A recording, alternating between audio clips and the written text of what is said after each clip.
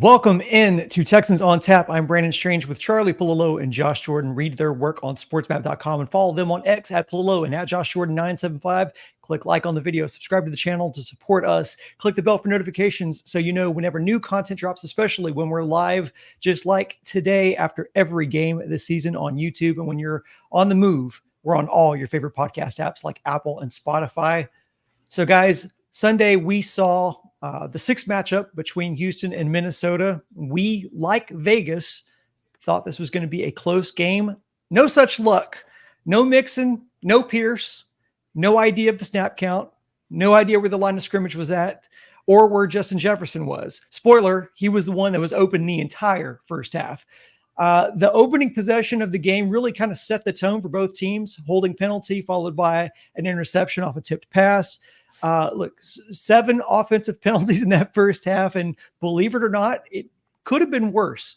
So I guess we'll start with the defense here. Considering what a point of emphasis Justin Jefferson had to be in their preparation, were you surprised to see how soft Houston's defense was in that coverage, especially in that first half?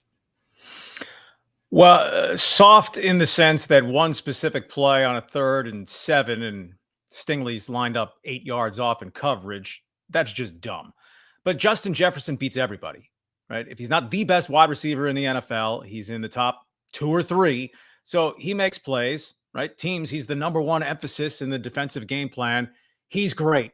And Sam Darnold continues to look very legit 3 games in. But overall for the Texans, it was a complete team effort. It was an utter abomination. You know, without context, statistics, lies, damn lies, and statistics. Mark Twain or somebody said that. Right? The Texans actually wound up with more total yards because of the garbage time Davis Mills drive at the end of the game. They eked out a lead in time of possession. None of that matters. The Texans defense yielded 4 touchdown passes to Sam Darnold. Aaron Jones was kind of plodding through 2.5 quarters, got too many gash runs right through the teeth of the Texans defense. And then the big burst play. I mean, the game was essentially over before that. But if there was any flicker of doubt, Aaron Jones, 39 yards to the 1-yard line, snuffed that out. We want to highlight a couple of particularly guilty parties. Christian Harris can't get back soon enough. Henry To'oTo'o's a fill-in level linebacker. Took a terrible angle on the long Jones run. Was also beaten in coverage a couple of times. Danielle Hunter's return to Minnesota was not exactly a return of the conquering hero. John Grenard played rings around him, obviously not head-to-head on the football field, but the Vikings won that de facto trade overwhelmingly in the game. And the Vikings just look like a very good team, right? The Texans are on the rise. They're not a finished product. They're going to have games like this. See at the Jets last season with C.J. Stroud till he was knocked loopy in the 4th quarter where the offense could do absolutely nothing. The Ravens playoff game last year where the offense could do absolutely nothing. And that was the ugly Texans offensive head that reared its head against the Vikings. The defense was better than the offense, which is the essence of damning with faint praise. We talked last week, or that was in the preview show we did, about how the 49ers, they would have been blown out last week against the Vikings if it wasn't for some incredible plays from their linebacker, Fred Warner. Texans don't have Fred Warner, so they ended up getting blown out. And it makes sense. They said during the broadcast that the Flores built a defense to try and counter the Shanahan-type scheme. That was his goal in Minnesota. It looks like he's accomplished his goal after what he did to San Fran last week, what he did to the Texans this week. So I was surprised Justin Jefferson didn't kind of get the star treatment early in the game, press him or put, Lassiter on him, press him, and then have a safety on top of him, or do the opposite, put Stingley on him and have him follow him all over the field. They didn't do that on that first touchdown to Jefferson. It was Eric Murray that was on him, and Murray just fell down. That's why Justin Jefferson was just alone in the end zone and caught the ball. So yeah, I didn't like the game plan there at all on defense, and just missed opportunities. There were so many almost sacks where they had hands on Sam Darnold and they just couldn't get him to the ground. And we kind of saw that in the Bears game last week with Williams. He just kept kind of slipping away from the pass rushers. So yeah, defense, they're right around him. They just got to find a way to get these quarterbacks on the ground. So at least the good news is the Vikings look legit. So I don't think you should be, ashamed of how it went today. You're not happy with it, but it does look like a good team. And Texans just got to they got to learn from this, come back, play better next week. The summary defensively is if you give up a 100-yard rusher and 4 touchdown passes, you got your asses kicked. And that's what happened to the Texans in this game. Asterisk somewhat. The first drive was a short drive. CJ Stroud actually not a terrible interception. Every once in a while, a defender will throw a hand up there. It's not like CJ throws from a low arm slot and is always getting balls batted in the air. The second interception was a terrible throw way behind Nico Collins. So if the defense gets worked, CJ Stroud has a bad day. You have no rushing attack. Right? Cam Akers was not running against guys who were going to get cut in the preseason. The Vikings pretty much snuff filmed him in the game. I mean, a J.J. Taylor sighting in the backfield. So it was just one of those days. But boy, that was really one of those days for the Texans. That looked like a David Culley coached football team. Yeah, it did look like a flashback of seasons past for Texans. On offense, Stroud and Houston were rattled by that vaunted Minnesota defense. Considering they had a week to prep to see what Minnesota did against the 49ers, were you surprised that Bobby Sloak's Bobby Sloak's offense was just so overmatched? I mean, again, they are a very good team, credit where it's due, but it just seemed like Houston was ill-prepared for what Minnesota was going to bring. The offensive line is not in very good shape. You know, they had their 5 starters back with Juice Scruggs returning, Jared Patterson out. But let's get to the absolute 2 chief dunce caps I want to hit on off the top. Number 1 is Laramie Tunsil. Yep. Enough already. I hope he considers this the most embarrassing day of his life since the Bong gas mask video surfaced on draft day. Fool me once, shame on you. Fool me twice, shame on me, goes the saying. Fool me 5 times, 6 times. Am I a moron? I mean, how many false starts that you have to know the snap count, right? The old-fashioned false start, not the cheating early Laramie Tunsil patented move that sometimes they call. And then when we saw Baltimore, Kansas City, the opening Thursday game, point of emphasis this year, tackles cannot line up in the backfield. Your helmet has to be aligned with the center's backside. When they call it the first time on Laramie Tunsil, hey, wake-up call. When they call it the second time on Laramie Tunsil, hey, wake-up call. When they call it the third time on you, what the hell is the matter with you? 6 dead ball penalties on Laramie Tunsil in the game, 5 of them enforced. That was an utterly unprofessional and inept performance.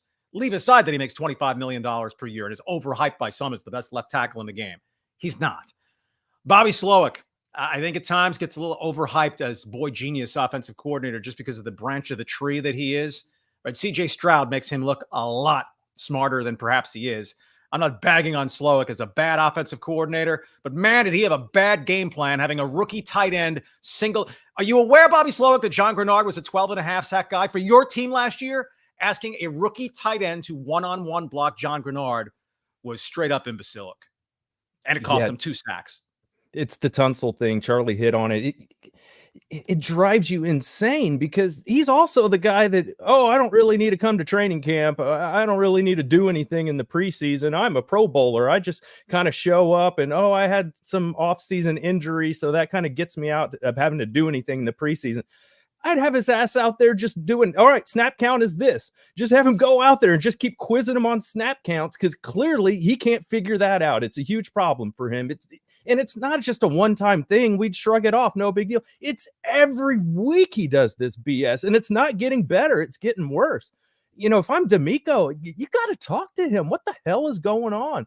So, and that too, I don't want to take it all off of CJ and the offense and all the struggles in this game. But he's a huge reason when this game was actually winnable early on. He kept costing them penalties and setting the offense back and putting the defense back on the field and making them more tired. Almost every opportunity they had to get something going. Here comes Tunsil again and wipes it off. So there was a few plays today, just so many where CJ did get a big play down the field and then it gets wiped off by a penalty. So they got to figure this out. This offensive line is not as good as I think we are led to believe. And running the ball, the Colts game looks like an outlier. And we know now the Colts aren't good against the run. So this is going to be a live by CJ, die by CJ type of season, it feels like. I would say offensive line that we hoped it would become more than thought that it was. Kenyon Green, totally unproven. Juice Scruggs, totally unproven. Titus Howard, can he stay healthy and perform at right tackle? The second quarter, when it was 14-0 and going very poorly, but obviously you haven't been blown out of the stadium yet. You're driving in Minnesota's half of the field. You have a 3rd down and 4, very manageable. And while Tunsil was the head clown, there were big red noses for more than just him. Back-to-back plays. Tunsil, Kenyon Green, and Titus Howard with false starts. Mm-hmm. That was just pathetic. That was just falling apart, choking emotionally under the circumstances. But it was the second quarter of the 3rd game of the season. It wasn't a real high-stakes moment where the crowd is going crazy, like, say, you're at Arrowhead Stadium in the playoffs or something like that. So it was just a brutal, brutal performance. I think the biggest takeaway is that C.J. Stroud gimpy a little bit after his last takedown in the 4th quarter, that his ankle is just fine. What about leaving Tank in? It looks like he hurt his hand or his wrist on one of the last plays of the game. I'm like, you're taking out CJ because you're worried about him getting banged up, and then you're going to let Diggs and Nico get some garbage time yards. I mean, fantasy football managers are happy about it, but Tank's a guy that he's had issues staying healthy, and you have him out there in a meaningless game. Hopefully, it's not a big deal. He's okay, but it just doesn't make sense. Protect your players. The game was over. Yeah, and it's clear that while Joe Mixon is not an elite back, without him, the Texans will have no running game, because what Mixon is a hard runner with what I think you can call body lean. Right? When he gets hit, he seems to always fall forward. The legs are always churning. Maybe he turns a 1-yard gain into a 2.5-yard play, a 2-yard play into a 3-4-yard play. Akers is a little guy on best circumstances, right? He's your change of pace back, the scat type guy. What Devin Singletary was at perhaps a little bit lower level. And while we have discussed that if you don't run the ball, they have the weaponry, that it should be a passing game, a first offense, you can't be all pass against teams that can really tee off in the pass rush, as the Vikings were able to do, and make C.J. Stroud very uncomfortable for most of the game. Charlie, I want to get back to a sequence that you targeted. It was Houston's first drive of the second quarter, I believe, when it was false start, illegal formation. And actually a dropped interception in that sequence as well. One of the traits of this Texans team has been their poise under DeMeco Ryans and CJ Stroud at the helm. But Sunday we saw dumb penalties, dropped passes, interceptions. One of those was a bad mistake by CJ and a missed field goal by Fairbairn.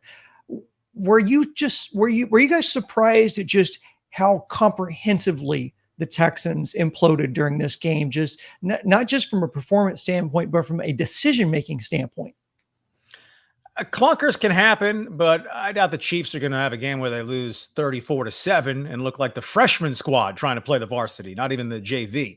And back to that second quarter sequence where they get to a 3rd and 4, the 3 straight false starts, that came after, wow, what a creative play call on a 3rd and 12, the lateral to Diggs, who throws the ball across to Ogunbowale for a first down. And you're thinking, all right, this can be a scoring drive. You're within 14-7 and game on. But it was an utter unraveling from that point forward. It was just look. They look like a bad football team. It's not a bad football team, but it does heighten the stakes a little bit for the Jacksonville game next week, because obviously the Texans can no longer get to 4-0 and just completely leave the Jaguars dead and buried in the division race. Right, the Colts did scratch in the win column, holding on to beat the Bears team by 6 points, the same way the Texans beat them by 6 points. Right, the Texans barely beat the Colts. So that the Texans had arrived as some AFC South superpower, no, that would be more. The rest of the AFC South is just abysmal. So, the Texans are 2-1, just a game ahead of the Colts. The Titans look like they're going to be the dreck of the division. But better not stumble next week at home against the Jaguars. Certainly, if you have high-end hopes to be in the race for a top 2 seed, say, in the AFC come late December. Yeah, I noticed at halftime when they interviewed DeMeco, he was like, yeah, we can't let Justin Jefferson have free release and just be running all over our secondary. And through the broadcast, Charles Davis was saying, what are they doing? You got to at least throw off the timing. You can't just let Justin Jefferson run wherever you want. The guy's going to kill you. So you even have the national broadcaster going like, what are the Texans doing here? D'Amico addressed it at halftime. And then he talked about, Tunsil's got to avoid those mistakes. I want to get back to Fairbairn for a second. Right before he missed that first field goal, they got a camera shot of him, and I saw his face, and I was just like, this is not good. He's going to miss this kick. And he got so much praise heaped on him last week. You felt like it was just due to miss a big, and it was a longer field goal. So I'm not going to kill him for that, but I am going to hit on him. When they finally got that touchdown, it was 21-7. What does Fairbairn do? Kicks the damn ball out of bounds and gives the Vikings the ball at the 40-yard line. So it's just the whole team, just whenever something could go wrong today, it went wrong. Offense, defense, special teams. It was coaching. They definitely, I tweeted out, looks like D'Amico got out coached just like the 49ers did last week. And I mean, that was a complete butt whipping. I don't know how you argue that. And Steven Sims, let's throw him in. Not a penalty, but a week ago was letting a ball bounce, costing the Texans 20 yards in field position. This time, fair catch. Oh, I'm going to field it on a bounce and decide to run. So, if you're going to go down in flames, they made it the Towering Inferno. They did. And I guess, in fairness, on defense, Justin Jefferson's targets and touches were limited in the second half, but by that point they had already, they didn't have to throw anymore. Right. Exactly. Drop two. And let me throw in, and we talked about this in the preview, that Stingley obviously is a wonderfully talented corner. And if he can stay healthy all season, maybe he could be a Pro Bowl corner, but you're not prime Deion Sanders yet. I mean, the football player, young people, not the head coach. So that, you just put the shackles on Justin Jefferson, take him out of the game. So if he's matched up Jefferson with Kamari Lassiter, that's probably a specific problem where Lassiter's flat out lack of 4.4 speed. Because if you're going to play press coverage and you don't get a good chuck on that receiver and he gets a release off the line, Lassiter does not have that recovery speed to run with a guy like that, whether he's going up the sideline or running a deep cross. But again, Justin Jefferson is awesome and causes all kinds of problems for all kinds of defenses. No MVPs on lost games. So I'll just give you guys final thoughts on the way out the door here. I was going to nominate Tommy Townsend because there was nothing blatantly just, what are you doing about the punts that he launched in the game. Look, if this is the absolute worst game the Texans play all season, it's not so bad.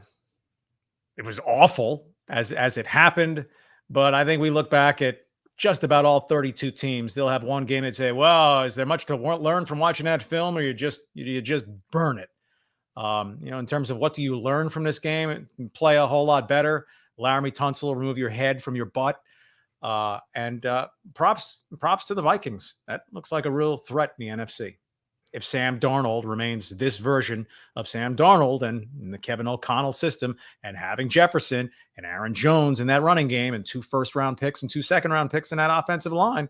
And remember, the Texans got to play the Vikings without their number 2 wide receiver, Jordan Addison, without their Pro Bowl level tight end, TJ Hawkinson. And defensively, the Vikings were down 2 pass rushers in the game. The first-round pick, Dallas Turner, didn't even play. And Ivan Pace, starting defensive end, he didn't go either. So, it's like the Texans, anyone is thinking, well, if we had Joe Mixon, it would have been a different game. No, it wouldn't. I mean, I'll just look at maybe a couple positives. Tim Settle Jr. had a couple sacks in this game. Will Anderson had a sack. I have to say, with all the talk about Danielle Hunter, he was very active. He had that roughing the passer call on Darnold where he hit him in the legs and almost had the sack there.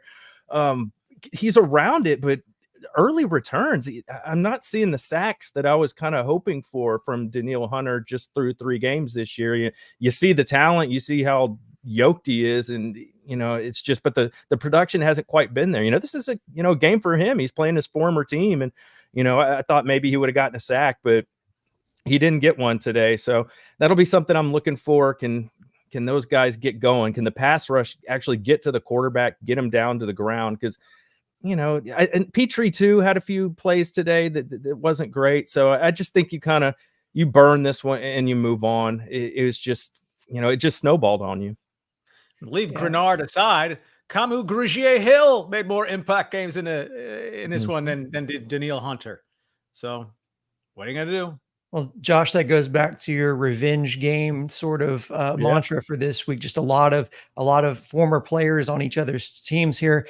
And look, just going back to that, that Texans pass rush, it just seems like against the elite O-lines, Texans can't get there with 4 players.